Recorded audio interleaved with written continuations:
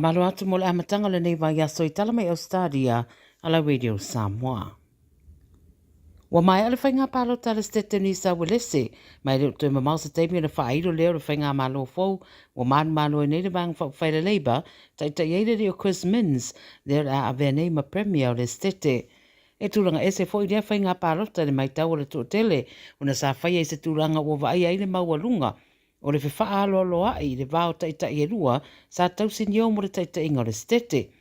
Wa mai nisi whaatu sa atu isi whainga palo taita usanga wa tuana ai, e matua I siri atu na ese ai le nei tausanga, I le ititi o whaamataranga e anga I sa au le whaaleanga I no le isi sui tau ba, e mai se o ni whaaluma luma. Pei ta i le tausanga nei wa atangi ai tu ai ngatangata iai ta I lua sa tausi nio, Paratei Mamins, ma talo sia I adua luai whaapea, lea tūranga I tausanga te tasi. O le awere whaata ua I whainga whaavae ma fuafuanga whaatatitia mō le se tete ai whaetitia upu whai ma whaaluma luma I sui tau wā. O vaenga sa ave i eire whaamamafa le tu ua man malo nei e au fiei tūranga I tutongi si tia o le au whai o tau si soifua ma paramedics a toi ma se fesoasoani mo whaia onga. Whai mai le Premier Fou Chris Mins e le whaingo fia ngā ruenga o le a aloa tu iai. Wa taunu mai I sini le whainga malanga a le sa avema Presidente o Amerika Barack Obama ma lona wharetua Michelle mo le whamoe le tua ua whaingoa An Evening with President Obama. Tula wele ele mai la lato wa alele manisi o la skula ti le po na po ma ua whailoa le Channel 9 o pepa mata mo le whamoe o atu le valu se lau iwa sifuru lima a o pepa mai mo le lau tele e lua se lau le no foa. O le aso la tai au fuafua a matai I sini a o le ianga atu I melepone mo le whaalinga lona lua le e whaapea o se speaking tour o lona winga iei maau fiai ni tautalanga mai le sa avema Presidente. Wo so whai whamatalanga le tuanga I Victoria le Premier o le asatete Daniel Andrews o na olona le sa o le mata upo lana malanga I saina.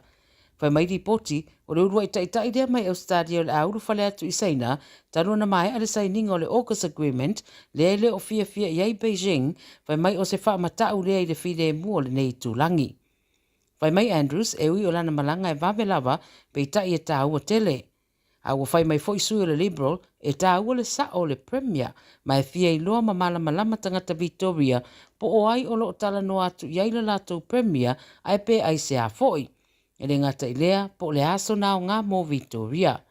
E wha aso le whainga malanga ma le a whairo iai le Premier ma sui si inia o le matanga luenga wā o ngā le atunuu ma sui o le whainga māloa Beijing e wha tala noai le toe anga I mai o tamaitia o ngā mai saina moa o ngā I le stete o Victoria.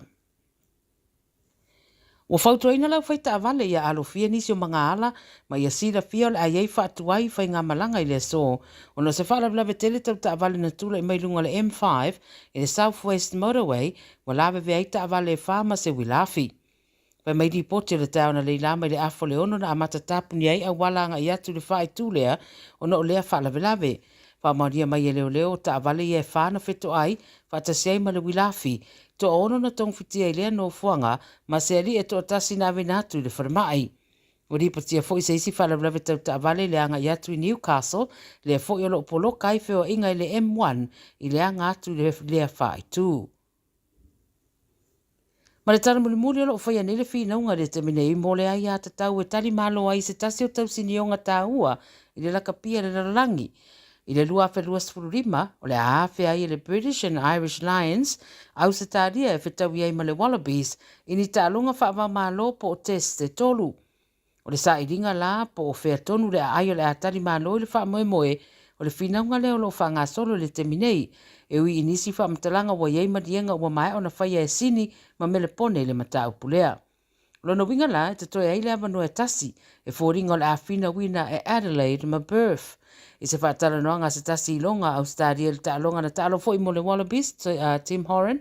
Sa ia taua I e fōringa e ono misi e Brisbane, le avanoa lea e ui o taimi umalama e malanga mai ai le au lea Britania ma ialani I Ausetalia e le misi lava se taalonga e whai e Brisbane. A whaila ai malo Perth po Adelaide le test muli ma misi ai Brisbane o lona winga le taimi mua lea I te tono le fitu su 5 tausanga o le atura i mai le atulanga o le tani malo Brisbane i se taalonga le Liona a Britannia ma aialani Australia nei. O tala na le Radio Samoa, mo le nei a Singapore.